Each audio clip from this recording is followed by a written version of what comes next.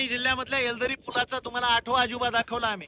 आता परभणी जिल्ह्यातला 9वा अजूबा तुम्हाला दाखवतो. गोदावरी नदीच्या पुलावरती आहे मी. हा पालम तालुक्यामधला धानोरा काळे म्हणून गाव आहे.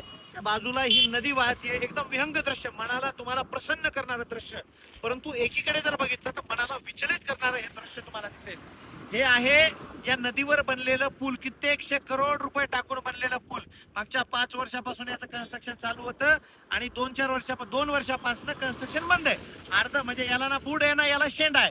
याचं कारण मी गावकऱ्यांना विचारलं तर ते म्हटले की जेव्हा हे बांधकाम चालू झालं त्या बांधकाम करणाऱ्यांनी, इंजिनियरनी आणि सरकारने तिथं असणारी स्मशानभूमी, जी दोन्ही धर्माची स्मशानभूमी आहे, हिंदू धर्माची, मुस्लिम धर्माची, त्याला कन्सिडर केलं नाही आणि त्यांनी पूल बांधला. आता त्या पुलाचा पलीकडे जर टोक काढायचा तर ते स्मशानभूमीच्या वरनं काढावं लागेल. म्हणजे ही परिस्थिती आहे. एखाद्या पुलाची व्हॅलिडिटी किती असते? 100 वर्ष असते, जास्तीत जास्त 100 वर्ष. त्याच्यामध्ये हे 5 वर्ष यांनी वाया घातले. म्हणजे हे 5 वर्षाचं कॅल्क्युलेशन जर केलं आणि इथून पुढे कधी बनेल त्याचं कॅल्क्युलेशन जर केलं तर आपल्या पैशाचा चुरडा आहे. हे रोज रासपणे होतं परभणी जिल्ह्यामध्ये. यांना बोलायला कोणी तयार नाही. आम्ही बोललो का आमचं तोंड दिसतं, परंतु तुम्हाला जाब विचारत राहणार.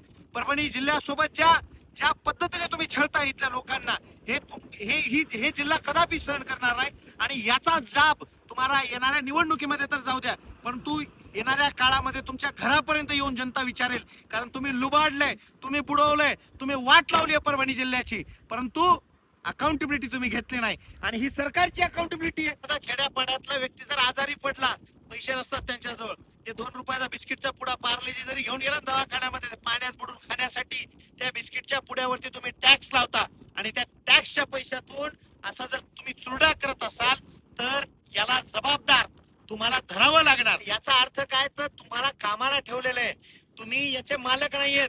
तुम्हाला हे काम करण्यासाठी बकायदा पगार दिली जाते.